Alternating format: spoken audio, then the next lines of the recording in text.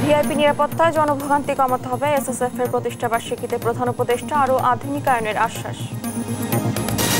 ঢাকার পাশাপাশি চট্টগ্রামেও করোনার প্রকোপ, একজনের মৃত্যুর পর বাড়ছে আতঙ্ক, পরিস্থিতি মোকাবেলায় প্রস্তুত স্বাস্থ্য বিভাগ। হত্যা মামলায় নারায়ণগঞ্জের সাবেক মেয়র আইভীর 2 দিনের রিমান্ড, 7 মামলায় 18 দিনের রিমান্ডে কক্সবাজারের সাবেক এমপি জাফর। সব সমুদ্র বন্দরে 3 নম্বর সতর্ক সংকেত, রাজধানী সহ বিভিন্ন জেলায় সকাল থেকে বৃষ্টি, চট্টগ্রামে জলাবদ্ধতায় ভোগান্তি। নীলফামারীতে বাস চাপায় প্রাণ গেল 2 মোটরসাইকেল আরোহীর, গাজীপুরে অটোরিকশা লেগুনা সংঘর্ষে বৃদ্ধের মৃত্যু। এবং মানিকগঞ্জের শিবালয় হরিরামপুরে পদ্মা যমুনায় তীব্র ভাঙন, নদীতে বিলীন কৃষি জমি সহ অসংখ্য ঘরবাড়ি।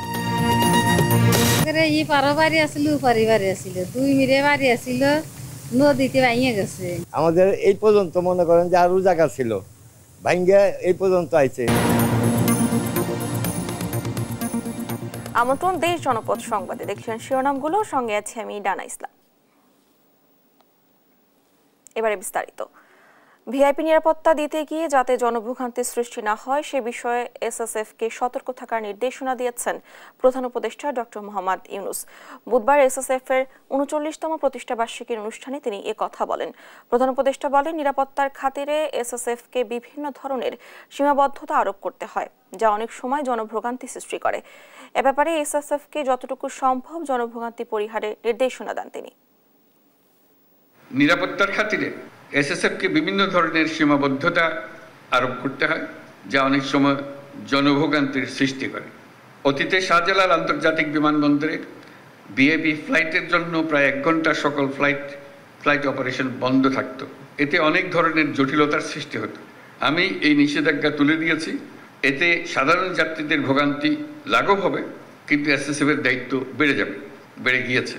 আমি মনে করি জনবিচ্ছিন্ন না হয়ে বরং জনসংযোগ ও নিরাপত্তার মেলবন্ধনের মাধ্যমেই এসএসএফ তার উপর অর্পিত সকল দায়িত্ব সফলতার সঙ্গে পালন করে যাবে।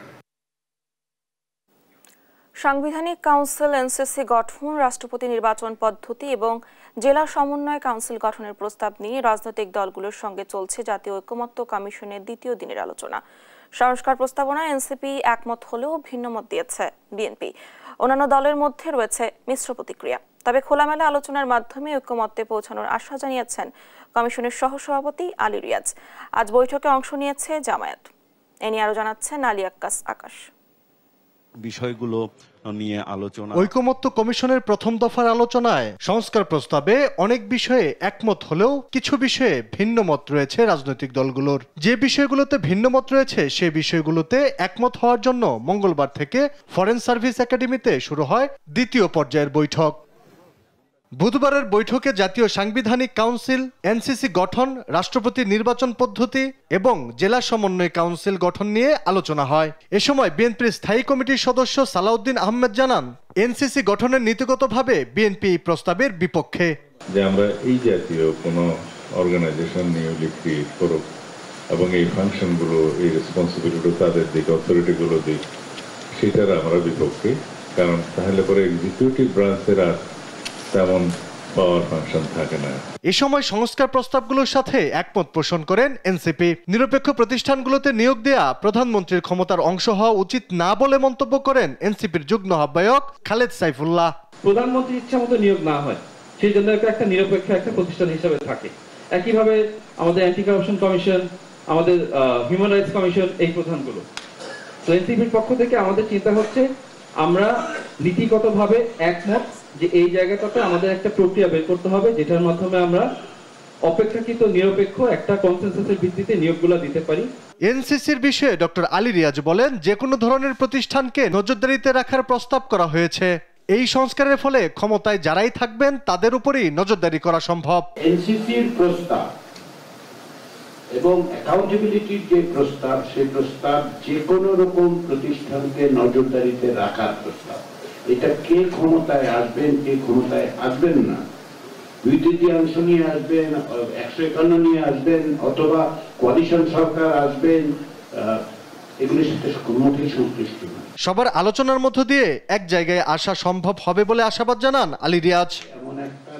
আলী আকাশ, দেশ টিভি, ঢাকা। রাজনৈতিক দলগুলোর চলছে ঐকমত্য কমিশনের দ্বিতীয় দিনের সংলাপ। এ নিয়ে জানাতে যুক্ত হচ্ছেন সহকর্মী সাইফুল রিপন। রিপন, বৈঠকের সবশেষ পরিস্থিতি কি রয়েছে আমাদের জানাবেন। বেলা 11:20 শুরু হওয়া যে বৈঠক, সেই বৈঠকটি কিন্তু এখনো চলছে। মাঝখানে মধ্যাহ্নভোজের কিছুটা বিরতি থাকার পর আবার শুরু হয়েছে এবং আজকের বৈঠকে মূলত 3টি বিষয় নিয়ে জাতীয় সাংবিধানিক কাউন্সিল, জেলা সমন্বয় কাউন্সিল এবং রাষ্ট্রপতি নিয়োগ নিয়ে আলোচনার কথা থাকলেও প্রথমার্ধের পুরো অংশ জুড়ে কিন্তু এনসিসি জাতীয় সাংবিধানিক কাউন্সিলের বিষয়টি নিয়ে আলোচনা হয়েছে এবং সেই আলোচনার প্রেক্ষিতে বেশ কিছু দল যেমন এনসিসির পক্ষে তাদের মতামত দিয়েছেন, পাশাপাশি কিন্তু সবচেয়ে এই মুহূর্তে দেশের সবচেয়ে বড় রাজনৈতিক দল বিএনপি সহ বামদলীয় জোট এবং এলডিপি সহ বেশ কয়েকটি রাজনৈতিক দল এই মুহূর্তে এনসিসি গঠন কিংবা জাতীয় সাংবিধানিক কাউন্সিল গঠনের কিন্তু তারা বিরোধিতা করেছেন এবং বামদলীয় জোটের পক্ষ থেকে যেটি জানানো হয়েছে যে এই মুহূর্তে একটি গণতান্ত্রিক উত্তরণ এবং একটি অবাধ সুষ্ঠু নির্বাচনকে সর্বাধিক অধিকার দিয়ে কিন্তু অগ্রাধিকার দিয়ে নির্বাচন অনুষ্ঠিত করাই হচ্ছে সবচেয়ে জরুরি কাজ এই অন্তর্বর্তী সরকারের এবং পরবর্তীতে যে নির্বাচিত সরকার আসবে তারা এই এনসিসি গঠন করবে কিংবা গঠন প্রক্রিয়া কেমন হবে সেই বিষয়গুলো নিয়ে সিদ্ধান্ত নেবে, এমনটি কিন্তু জানানো হচ্ছে কয়েকটি রাজনৈতিক দলের পক্ষ থেকে। এবং অন্যান্য বেশ কয়েকটি এনসিপি সহ জামায়াত সহ বিভিন্ন রাজনৈতিক দল রয়েছে, তারা কিন্তু এর বিপক্ষে তাদের মতামত তুলে ধরেছেন। তারা যেটি বলছেন যে অতীতে যে ফ্যাসিবাদের জন্ম হয়েছে, সাংবিধানিক যেই প্রতিষ্ঠানগুলো সেই প্রতিষ্ঠানগুলোতে দলীয় মতাদর্শের লোকজন বসিয়ে যেভাবে সাংবিধানিক প্রতিষ্ঠানকে নিয়ন্ত্রণ করা হয়েছে সেটি না চাইলে এনসিসি সংস্কারের বিষয়টি গুরুত্বের সাথে বিবেচনা করা উচিত, এমনটি কিন্তু দাবি করা হয়েছে। এবং মধ্যাহ্নভোজের পরে কিছুক্ষণ আগে একটি অনাকাঙ্ক্ষিত ঘটনাও কিন্তু ঘটেছে এই বৈঠকের ভেতরে এবং আমরা দেখেছি যে বামদলীয় জোটের নেতা রুহিন হোসেন প্রিন্স এবং এলডিপি নেতা সাদত হোসেন সেলিম তারা কিন্তু উত্তেজিত হয়ে বের হয়ে এসেছেন এবং আমরা সংবাদকর্মীরা তাদের সাথে কথা বলার চেষ্টা করেছি। তারা যেটি বলেছেন যে রাজনৈতিক দলগুলোকে বক্তব্য দেওয়ার ক্ষেত্রে বৈষম্য করা হচ্ছে এমন একটি অভিযোগ করে কিন্তু তারা বের হয়ে যাচ্ছিলেন এবং পরবর্তীতে জাতীয় ঐকমত্য কমিশনের পক্ষ থেকে তাদের যে ক্ষোভের বিষয়টি সেটি নোট আকারে নেয়ার কারণে তারা আবার সেই আলোচনার যে বৈঠক স্থলে আবার ফিরে গেছেন এবং আমরা কিছুক্ষণের মধ্যে আজকে বেলা 5:30 পর্যন্ত এই বৈঠকটি হওয়ার কথা রয়েছে এবং বৈঠক শেষ হলে জাতীয় ঐকমত্য কমিশনের পক্ষ থেকে এবং রাজনৈতিক দলের পক্ষ থেকে কিন্তু রাজনৈতিক নেতারা কথা বলবেন এবং তাদের মাধ্যমে আমরা জানতে পারবো যে আজকে আলোচনার অগ্রগতি কতটুকু হলো। ডানা, ধন্যবাদ আপনাকে। দর্শক, রাজনৈতিক দলগুলোর চলছে ঐকমত্য কমিশনের দ্বিতীয় দিনের সংলাপ, এই নিয়ে জানাচ্ছিলেন আমাদের সহকর্মী। দেশের বিভিন্ন স্থানে চোখ রাঙাচ্ছে ডেঙ্গু ও করোনা। দিন দিন বাড়ছে সংক্রমণ। রোগীদের সেবায় চালু করা হচ্ছে আলাদা ইউনিট। পৌর এলাকায় নিয়মিত মশা নিধন অভিযান না থাকায় ডেঙ্গু সংক্রমণ বাড়ার আশঙ্কা এলাকাবাসীর। চিকিৎসকরা বলছেন সচেতনতা বৃদ্ধি করোনা সংক্রমণ রোধ করতে পারে। সহকর্মীদের তথ্য ছবিতে টুম্পা আফরোজা রিপোর্ট। গত 24 ঘন্টায় শুধু বরগুনা হাসপাতালে ডেঙ্গুতে আক্রান্ত ভর্তি রোগীর সংখ্যা 63 জন। বর্তমানে জেলা জেনারেল হাসপাতালে ডেঙ্গুতে আক্রান্ত হয়ে চিকিৎসাধীন আছেন 232 জন। এবছর এখন পর্যন্ত বরগুনার বিভিন্ন হাসপাতালে 2048 জন ডেঙ্গু আক্রান্ত রোগী চিকিৎসা নিয়েছেন। এদের মধ্যে হাসপাতালে চিকিৎসাধীন অবস্থায় মৃত্যু হয়েছে 5 জনের। উপকূলীয় জেলা ভোলায় ধীরে ধীরে চোখ রাঙাচ্ছে ডেঙ্গু ও করোনা। জেলার বিভিন্ন হাসপাতালে এরই মধ্যে ডেঙ্গু আক্রান্ত হয়ে চিকিৎসা নিয়েছেন 35 জন। বর্তমানে চিকিৎসাধীন আছেন আরও 5 জন। রোগীদের সেবায় ডেঙ্গুর আলাদা ইউনিট চালু করা হয়েছে। পর্যাপ্ত ওষুধ ও কিট সরবরাহ রয়েছে। তবে পৌর এলাকায় নিয়মিত মশা নিধন অভিযান না থাকায় এর সংক্রমণ আরও বাড়ার আশঙ্কা করছেন এলাকাবাসী। কুমিল্লার দাউদকান্দি পৌর সদরে ডেঙ্গুর ভয়াবহতা বেড়েছে। ৫ ও ৬ নং দুটি ওয়ার্ডকে ঝুঁকিপূর্ণ ঘোষণা করেছে পৌর প্রশাসন। গেল মাসে উপজেলার সরকারি ও বেসরকারি হাসপাতালে চিকিৎসা নিয়েছে প্রায় ৩ শতাধিক রোগী। ঈদের পর রোগীর সংখ্যা কমলেও আতঙ্ক কমেনি। গৌরীপুর হাসপাতালে চিকিৎসাধীন আছেন ৯ জন রোগী। প্রতিদিনে ডেঙ্গু রোগী আসতেছে এবং আমরা বেশিরভাগ রোগীকে চিকিৎসা দিয়ে যাদের আশঙ্কা মুক্ত তাদেরকে বাসায় পাঠিয়ে দিচ্ছি, আর যাদের সমস্যা হচ্ছে মারাত্মক লক্ষণ দেখা দিচ্ছে তাদেরকে আমরা এখানে ভর্তি রাখতেছি। ময়মনসিংহ মেডিকেল কলেজ হাসপাতালে জ্বর, সর্দি, হাঁচি ও কাশি রোগীর ভিড় বাড়ছে। গত ২৪ ঘন্টায় ২০ জনের করোনা পরীক্ষায় ৪ জনের পজিটিভ এসেছে। তারা চিকিৎসকদের পরামর্শ অনুযায়ী হোম আইসোলেশনে রয়েছেন। প্রতিদিন ২০ থেকে ২৫ জন উপসর্গ নিয়ে করোনা পরীক্ষা করাচ্ছেন। তবে চিকিৎসকরা বলছেন সচেতনতা বৃদ্ধি করোনা সংক্রমণ রোধ করতে পারবে। টুম্পা আফরোজ, নিউজ ডেস্ক, দেশ টিভি। চট্টগ্রামে বেড়েছে করোনার প্রকোপ। একজনের মৃত্যুর পর আতঙ্ক বাড়ছে মানুষের। হাসপাতালে চলছে প্রস্তুতি। সিটি কর্পোরেশনের পক্ষ থেকে খোলা হচ্ছে কল সেন্টার। পর্যাপ্ত কিট ও টিকা মজুত রয়েছে বলে জানান জেলা সিভিল সার্জন। একেম নাজিমের রিপোর্ট জানাচ্ছেন নুসরাত শোভা। চট্টগ্রামে বাড়ছে করোনা সংক্রমণ। এ সপ্তাহে একজনের মৃত্যুর পর জনমনে বাড়ছে আতঙ্ক। সামনে সংক্রমণ আরও বাড়ার আশঙ্কায় প্রস্তুতি নিচ্ছে হাসপাতালগুলো। এরই মধ্যে কিছু হাসপাতালকে কোভিড ডেডিকেটেড হিসেবে ঘোষণা করা হয়েছে। খোলা হচ্ছে কল সেন্টার, যেখানে পাওয়া যাবে করোনা সংক্রান্ত সার্বক্ষণিক টেলিফোন সেবা। সিটি কর্পোরেশনের পক্ষ থেকে আমরা একটা সার্ভিস সেন্টার আমরা খুলব, যাতে করে সবসময় সেখানে টেলিফোন করলে তাতে করে আমরা তাদেরকে সার্বিকভাবে সহযোগিতা দিতে পারি। চিকিৎসা গাইডলাইন আছে, আগে যে technical working group, technical committee আছে ন্যাশনাল, তারা গাইডলাইন অনুযায়ী আমরা চলি। এদিকে চট্টগ্রাম মেডিকেল কলেজ হাসপাতালে করোনা পরীক্ষা শুরু হলেও জেনারেল হাসপাতাল পুরোপুরি প্রস্তুত নয়। কর্তৃপক্ষ বলছেন লোকবল সংকটের পাশাপাশি কিছু যন্ত্রপাতি এখনো সচল করা সম্ভব হয়নি। যদি কোনো পেশেন্ট এরকম চলে আসতে পারে ডায়ালাইসিস রোগী উইথ কোভিড, তাহলে তাদেরকে আমরা ওই ডায়ালাইসিস মেশিনে তাদেরকে আমরা ব্যবস্থা আছে, এরকম কোনো সমস্যা হবে না। কোভিডকে কেন্দ্র করে আসলে আমরা আমাদের সীমাবদ্ধতাগুলোকে আলোচনা করতেছি। তো সেই ক্ষেত্রে আমাদের প্রথম সীমাবদ্ধতা ছিল হচ্ছে যে জনবল সংকট। এটা নিয়ে আসলে আমরা এখন কাজ করছি। সিভিল সার্জন জানিয়েছেন করোনার প্রকোপ নিয়ন্ত্রণে রাখতে পরীক্ষার জন্য পর্যাপ্ত কিটের ব্যবস্থা করা হচ্ছে। পাশাপাশি করোনার টিকাও মজুত রাখা হয়েছে। আপনারা জানেন বিগত ১-১.৫ বছর কোভিড ছিল না, এজন্য আমাদের যে লজিস্টিক যেগুলো ছিল, কিট যেগুলো ছিল, এগুলো ডেটগুলো এক্সপায়ার হয়ে গেছে। এখন এই সময়ে আমাদের দ্রুত গতিতে কিট ব্যবস্থা করা হয়েছে, আর আমাদের কাছে পর্যাপ্ত প্রায় 80,000 মতো ভ্যাকসিন আছে আমাদের। চট্টগ্রামে করোনা পরিস্থিতি এখনো নিয়ন্ত্রণে থাকলেও যে কোনো সময় তা জটিল হতে পারে। চূড়ান্ত নিরাপত্তা নিশ্চিত করতে জনসচেতনতায় জোর দিচ্ছেন বিশেষজ্ঞরা। নিউজ ডেস্ক, দেশ টিভি। চট্টগ্রামের করোনা পরিস্থিতি জানাতে সরাসরি যুক্ত হচ্ছেন সহকর্মী একেম নাজিম। নাজিম, চট্টগ্রামে সবশেষ কতজনের করোনা শনাক্ত হয়েছে জানাবেন। পরিস্থিতি মোকাবেলায় প্রস্তুতি কেমন দেখতে পাচ্ছেন?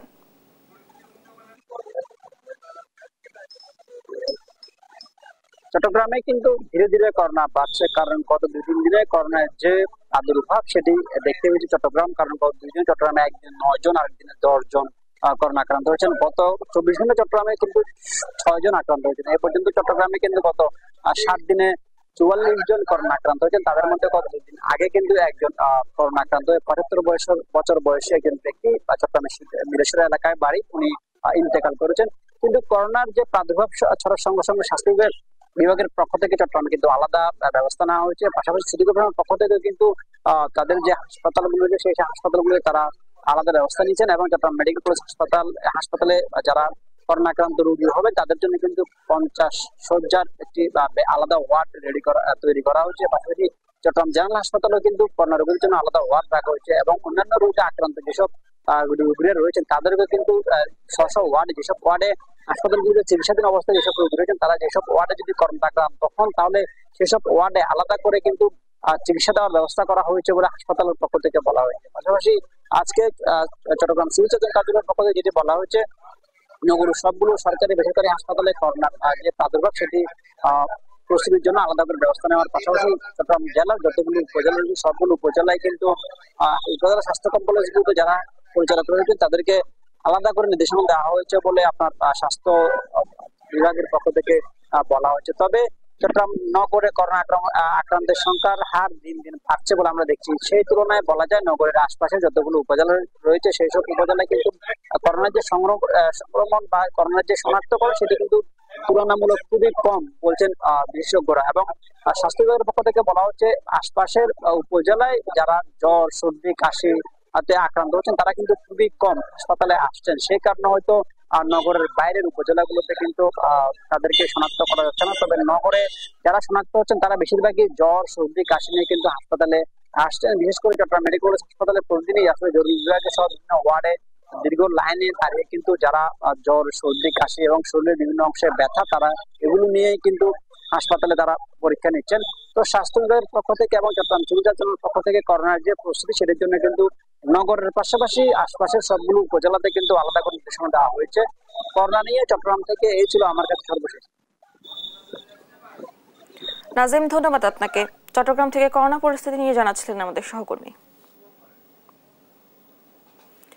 দেশজুড়ে বেড়েছে ডেঙ্গুর প্রকোপ। বরগুনা ও কুমিল্লার সংক্রমণের সবশেষ পরিস্থিতি জানাতে সরাসরি যুক্ত হচ্ছেন সহকর্মী রিয়াজ আহমেদ মুসা ও সুমন কবির। প্রথমে যাচ্ছি বরগুনায়। মুসা, জেলায় ডেঙ্গু আক্রান্তের সংখ্যা কেমন দেখতে পাচ্ছেন? হাসপাতালে প্রয়োজনীয় চিকিৎসা সেবা মিলছে কিনা জানাবেন। অসংখ্য ধন্যবাদ। স্বাস্থ্য ক্ষেত্রে অবহেলিত জেলা বরগুনায় ডেঙ্গুর সংক্রমণ ছড়িয়ে পড়ায় সাধারণ মানুষের মধ্যে আতঙ্ক বিরাজ করছে এবং প্রতিদিনই মৃত্যুর মিছিলে নতুন কোনো সংখ্যা যোগ হচ্ছে এবং প্রতিদিন শতাধিক রোগী কিন্তু নতুন করে ডেঙ্গুতে আক্রান্ত হয়ে হাসপাতালে ভর্তি হচ্ছে। এছাড়া এখন পর্যন্ত প্রায় 2048 জন ডেঙ্গু রোগী হাসপাতালে ভর্তি হয়েছে এবং 48 ঘন্টায় প্রায় 100-র অধিক কিন্তু ডেঙ্গু রোগী ভর্তি হয়েছে। মোট ভর্তি রয়েছে সদর হাসপাতালে 232 জন। এছাড়া 19 জন ডেঙ্গু রোগী বরগুনা মারা গিয়েছে। তার মধ্যে বরগুনা সদর হাসপাতালে 5 জন এবং এছাড়া অন্য হাসপাতালে বরিশাল এবং ঢাকার হাসপাতালগুলোতে 14 জন মারা গিয়েছে। সারা দেশের মোট ডেঙ্গু রোগীর 30% কিন্তু বরগুনায়।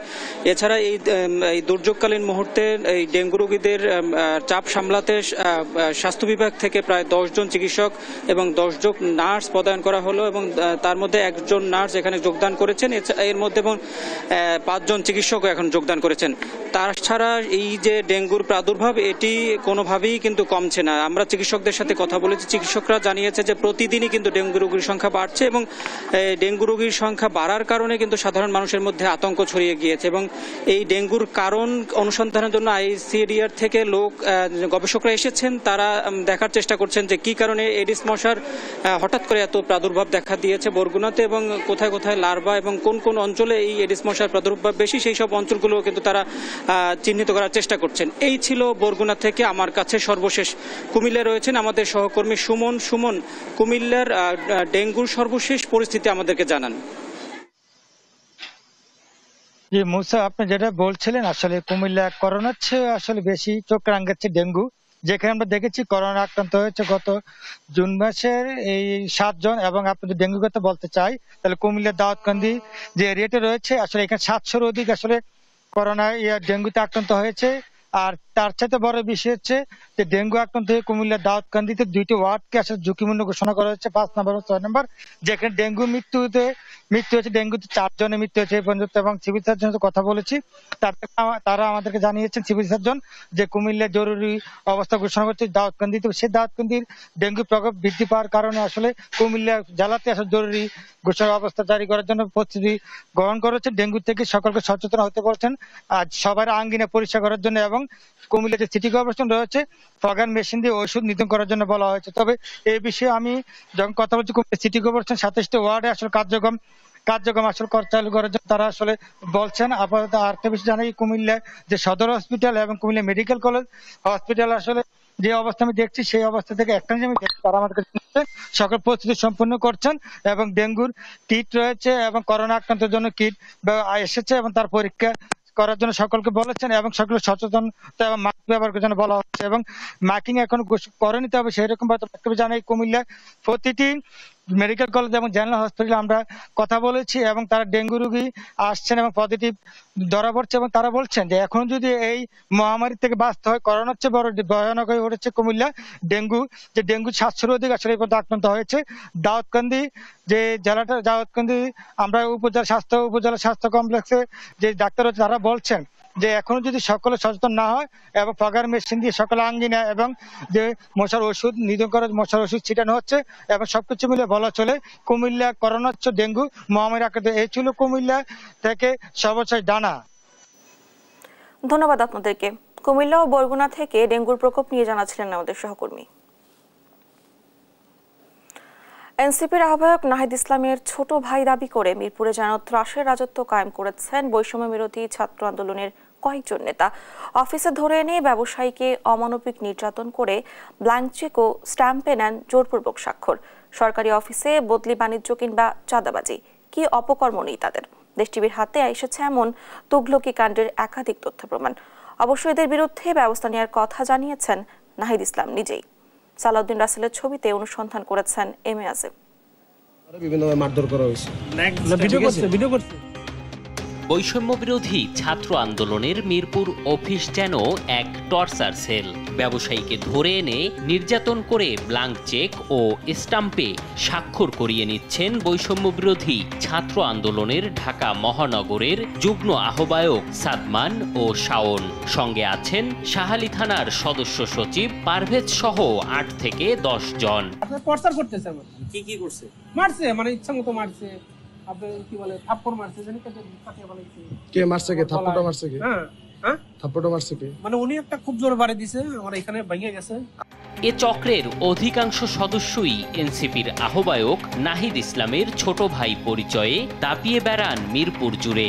নাহিদ ইসলামের সঙ্গে তোলা একাধিক ছবি সামাজিক যোগাযোগ মাধ্যমে প্রকাশ ও বিভিন্ন দপ্তরে কর্মকর্তাদের দেখিয়ে করেন প্রভাব বিস্তার। এমন একাধিক ভিডিও ফুটেজ আসে দেশ টিভির হাতে।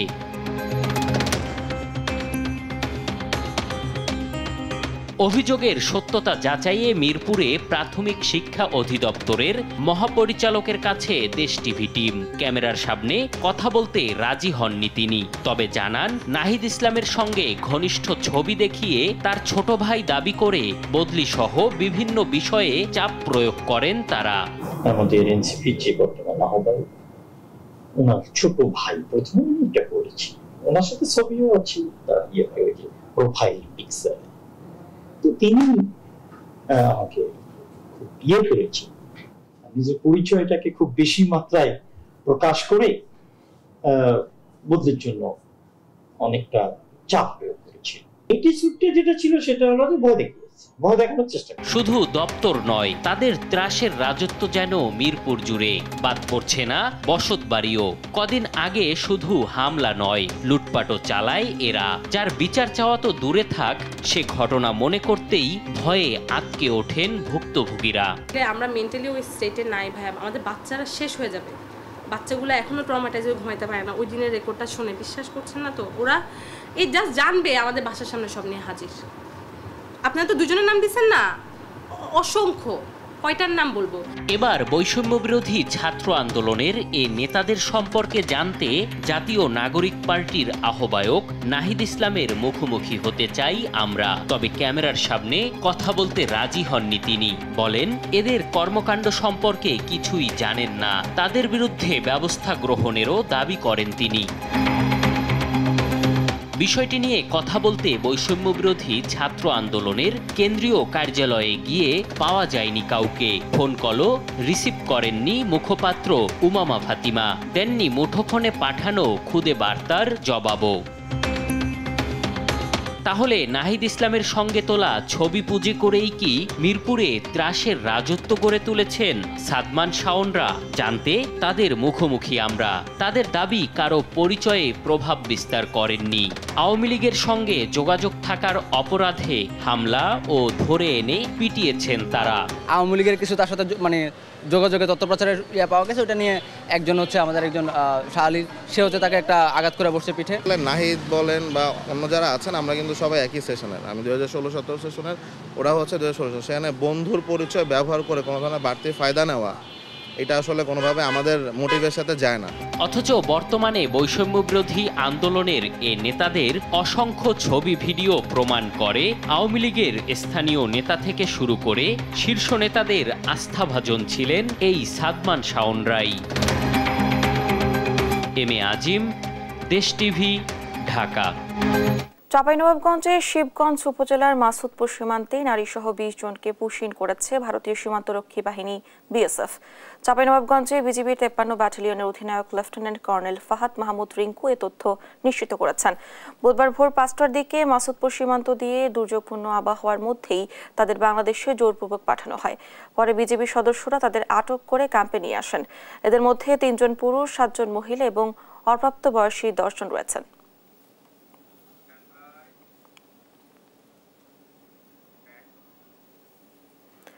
বৈষম্য বিরোধী আন্দোলনে সজল হত্যা মামলায় নারায়ণগঞ্জ সিটি কর্পোরেশনের সাবেক মেয়র ও জেলা আওয়ামী লীগের সাবেক সহসভাপতি ডক্টর সেলিনা হায়াত আইভির 2 দিনের রিমান্ড মঞ্জুর করেছেন আদালত। বুধবার দুপুরে Narayanganj senior judicial magistrate Mainuddin কাদেরের আদালতে আইভিকে হাজির করা হয়।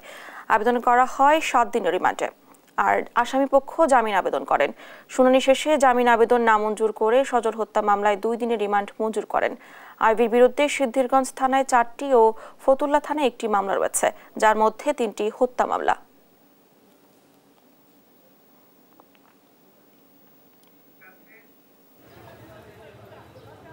সেলিনা হায়াত আইভির এজাহারে নাম থাকা ব্যতীত তার বিরুদ্ধে সুনির্দিষ্ট কোনো অভিযোগ নাই। তাকে হয়রানি করার জন্য এবং প্রতিপক্ষ শত্রুতার কারণে এই মোকদ্দমায় তাকে আসামি শ্রেণীভুক্ত করা হয়েছে।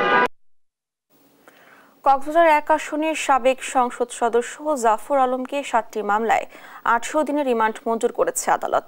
বুধবার সকালে চকরিয়া কঠোর নিরাপত্তার মধ্য দিয়ে প্রিজন ভ্যানে করে তাকে চকরিয়ার সিনিয়র জুডিশিয়াল ম্যাজিস্ট্রেট আদালতে তোলা হয়। শুনানি শেষে বিচারক আনোয়ারুল কবির 7টি মামলায় 18 দিনের রিমান্ড মঞ্জুর করেন। মামলাগুলোর মধ্যে চকরিয়া থানার 5টি ও পেকুয়া থানায় 2টি মামলা রয়েছে। আদালত সূত্র জানা যায়, বিগত 5 আগস্ট পরবর্তী চকরিয়া ও পেকুয়া থানায় দায়ের করা একাধিক হত্যাসহ বিশেষ ক্ষমতা আইনের মামলায় তাকে গ্রেফতার দেখানো হয় পুলিশের পক্ষ থেকে।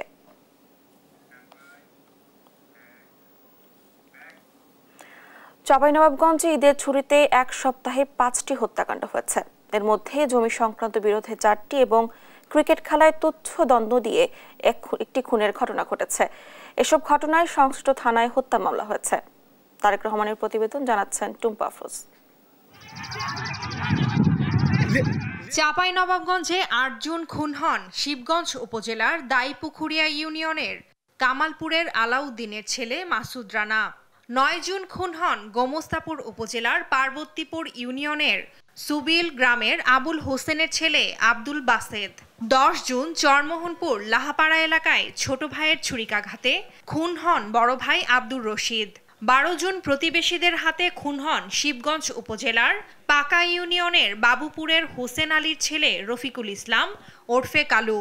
13 জুন খুন হন একই উপজেলার মোবারকপুর ইউনিয়নের ওপরটোলা গ্রামের সিদ্দিক বিশ্বাসের ছেলে নজরুল ইসলাম।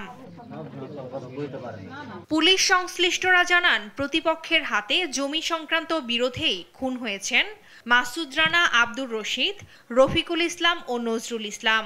আর ক্রিকেট খেলা নিয়ে তুচ্ছ ঘটনায় প্রতিপক্ষের হাতে প্রাণ হারিয়েছেন আব্দুল বাসেদ। এসব ঘটনায় সংশ্লিষ্ট থানায় হত্যা মামলা হয়েছে। গ্রেপ্তার হয়েছে আসামিরাও। বিচার সালিশ করে ওটা মীমাংসা হয়ে গেছিল, কিন্তু ওর ভিতরে ছিল কঠোর না থাকলে কে মানে এভাবে মারবে। জমি জমা নিয়ে গন্ডগোল, কিন্তু এই যে পরিকল্পিতভাবে এত গন্ডগোলটা হইবে বাড়িতে আমি জানতাম না। যে আমার আব্বা দুনিয়া থেকে চলে গেছে, আমরা সুষ্ঠু বিচার চাই। হত্যাকাণ্ড বন্ধে সামাজিক সম্প্রীতি বজায় রাখা সহ প্রশাসনকে আরো কঠোর হওয়ার পরামর্শ জেলা নাগরিক কমিটির। সামাজিক সম্প্রীতি বজায় রাখার জন্য সমাজের বিত্তশালী এবং সমাজের মানুষগুলি একত্রিত হয়ে সমাজে সৌহার্দ্যপূর্ণ কালচার শুরু করলে ভালো হবে। এদিকে জেলা পুলিশ সুপার বলছে, অধিকাংশ ঘটনা ঘটেছে পরিবারের মধ্যে জমি সংক্রান্ত বিরোধের জেরে। প্রতিটি ঘটনায় আসামিদের বিরুদ্ধে সুষ্ঠু তদন্তের মাধ্যমে কঠোর ব্যবস্থা নেওয়া হবে। মাপঝোপের কারণে, কথা কাটাকাটির কারণে ভাই বা চাচা ভাতিজা মারামারি হয়, মারামারি অনেক আহত হয়ে মারা গেছে। কেউ অ্যারেস্ট করা হয়েছে আর যারা পলাতক আছে মামলা হয়েছে তাদেরকে গ্রেপ্তার করা হবে, মামলা তদন্ত সঠিকভাবে করা হবে। ঠুনকো ঘটনায় হত্যাকাণ্ড বন্ধে প্রতিটি মানুষের মধ্যে পারিবারিক সম্প্রীতি বজায় রাখা প্রয়োজন মনে করছেন সংশ্লিষ্টরা। নিউজ ডেস্ক, দেশ টিভি। জনপ্রিয় চিত্রনায়ক শাকিব খানের আলোচিত সিনেমা তাণ্ডব পাইরেটসের মূল হোতা টিপু সুলতানকে গ্রেফতার করেছে নোয়াখালী জেলা গোয়েন্দা পুলিশ। বুধবার বিষয়টি নিশ্চিত করেন নোয়াখালী অতিরিক্ত police super Mohammad Ibrahim. Police জানায় টিপু সুলতান তাণ্ডব সিনেমাটি পাইরেসি করে বেআইনিভাবে বিভিন্ন মাধ্যমে পুরো সিনেমার এইচডি কপি ছড়িয়ে দেয়। পরে সিনেমাটির প্রযোজক শাহরিয়ার শাকিল ঢাকার বনানী থানায় কপিরাইট আইনে টিপুকে আসামি করে মামলা দায়ের করেন। গোপন সংবাদের ভিত্তিতে নোয়াখালী ডিবি পুলিশ অভিযান চালিয়ে জেলার মাইজদি মোহাম্মদিয়া হোটেলের পাশ থেকে তাকে গ্রেফতার করেন।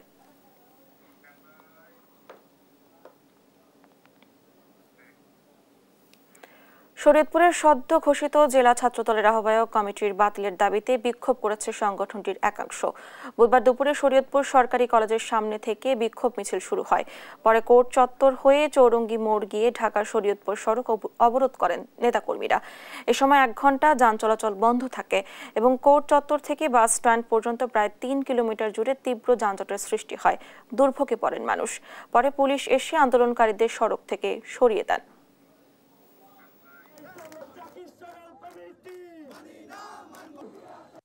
উক্ত কমিটি বাতিল করে দলের প্রতিষ্ঠা লগ্ন থেকে চলে আসা সাংগঠনিক বিধান বজায় রেখে আমাদের অস্তিত্বের সংগঠন, আমাদের প্রাণের সংগঠন শরীয়তপুর জেলা ছাত্রদলকে একটি স্থিতিশীলতা সংগঠন হিসাবে প্রতিষ্ঠা করার জন্য আপনার নিকট সবিনয় আবেদন করছি। ময়মনসিংহের তারাকান্দা থেকে ধোবাউড়ার আঞ্চলিক সড়ক যেন মৃত্যুফাদ। চারদিকে খানাখন্দ আর দুর্ভোগ। 2 উপজেলার লাখো মানুষের যাতায়াতে পোহাতে হচ্ছে সীমাহীন ভোগান্তি। এক সময়ের 30 মিনিটের পথ এখন পাড়ি দিতে হয় 1.5 থেকে 2 ঘন্টায়। সড়কটি দ্রুত সংস্কারের দাবি এলাকাবাসীর। ইলিয়াস আহমেদের পাঠানো তথ্য ছবিতে আরো জানাচ্ছেন অঙ্কুর চৌধুরী। ময়মনসিংহের তারাকান্দা থেকে ধোবাউড়া আঞ্চলিক মহাসড়ক এখন গর্ত আর ধুলোবালির স্বর্গরাজ্য। 30 কিলোমিটার জুড়ে খানিক পরপরই খানাখন্দ। ধীরে গতিতে চলছে যানবাহন, এতে নষ্ট হচ্ছে মানুষের মূল্যবান সময় ও বাধা পড়ছে দৈনন্দিন জীবনযাত্রায়। গর্তে পড়ে কখনো উল্টে যাচ্ছে গাড়ি, আবার কখনো আটকে যাচ্ছে যাত্রীদের গন্তব্যে পৌঁছানোর স্বপ্ন। ক্ষুব্ধ স্থানীয়রা বলছে উন্নয়নের নামে বিগত সময় হয়েছে শুধু অর্থের অপচয়, কাজের কাজ কিছুই হয়নি। এই রাস্তায় গাড়ি উল্টিতেছে, মানুষ দুঃখ পাইতেছে, মনে করেন জনবাহন কষ্ট পাইতেছে, পাবলিক বাচ্চা দুঃখ পাইছে। ডেলিভারি রোগী হোক, যে কোনো রোগী হোক, হেই ফুল ফুটতে ঘুরে যাইতে এই রাস্তাটার জন্য। ও তো মনে করেন যে স্বৈরাচারীর আমলের মন্ত্রীও স্বৈরাচার, রাস্তার কোনো উন্নয়নমূলক কাজ করে নাই, সম্পূর্ণ টাকা আত্মসাৎ করছে। রাস্তাটা ঠিক করা উচিত, আমরা চাইতেছি সরকারের কাছে। সড়ক জুড়ে ছড়িয়ে থাকা গর্তগুলো শুধু ভোগান্তি নয়, বরং দুর্ঘটনারও কারণ হয়ে দাঁড়িয়েছে। প্রাইভেট কার থেকে শুরু করে যাত্রীবাহী বাস, প্রায় সব বাহনই ক্ষতিগ্রস্ত হচ্ছে। প্রতিনিয়ত নষ্ট হচ্ছে মূল্যবান যন্ত্রাংশ। অনেক অটো উল্লে যাইতেছে গা, অনেক পিক আপ উল্লে যাইতেছে গা, স্কুলের বাচ্চা কাচ্চারা যাইতেছে, ওরাও দুর্ঘটনা ভুগতেছে। গাড়ি চালাইতে পারি না, রাস্তা লাগিয়া খুব খারাপ, সিরিয়াস খারাপ রাস্তা। রাস্তার মধ্যে সব অটো নষ্ট হয়ে যাইতেছে আর হরতিনি জাম বাজে ট্রাক দুই একটা উল্টেই এই রাস্তা। সড়কটির দ্রুত মেরামত করে জনগণের ভোগান্তি লাঘবের কথা জানিয়েছেন এলজিইডির নির্বাহী প্রকৌশলী।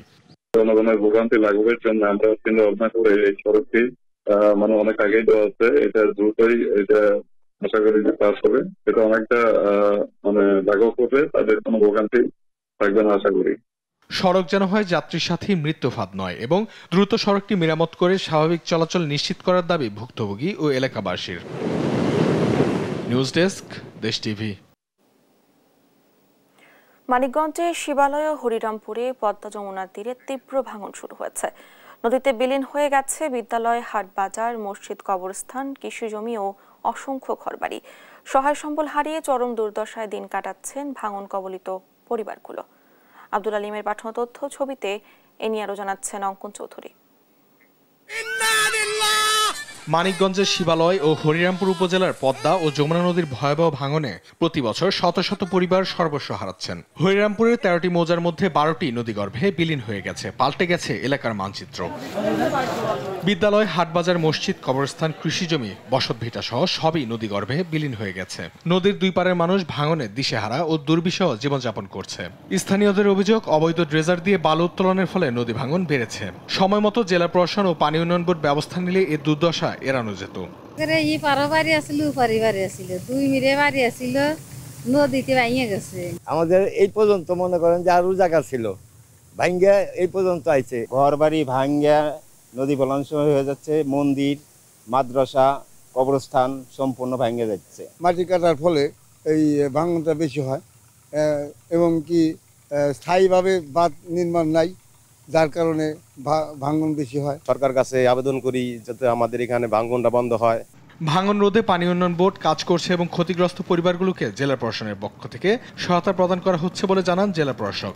আর ভাঙনের কবলিত যারা জনগণ আছে তাদের যেহেতু তারা দুর্যোগের কবলে পড়েছেন, সেই কারণে ওই সমস্ত পরিবারকে আমরা সাহায্য দিয়ে থাকি। এই কাজগুলো আমরা রেগুলার করে থাকি। এবারও আমাদের প্ল্যান আছে, পাশাপাশি নদী ভাঙনে ফসলের জমি ক্ষতিগ্রস্ত হলেও আমরা সাহায্য করে থাকি। বর্ষালেই পদ্মা যমুনার তাণ্ডবে কাঁপে মানিকগঞ্জের গ্রামগুলো, অথচ বছরের পর বছর গেলেও মেলেনি কোনো স্থায়ী সমাধান। তাই স্থায়ী বাঁধ নির্মাণ ও ক্ষতিগ্রস্তদের পুনর্বাসনের দাবি এলাকাবাসীর।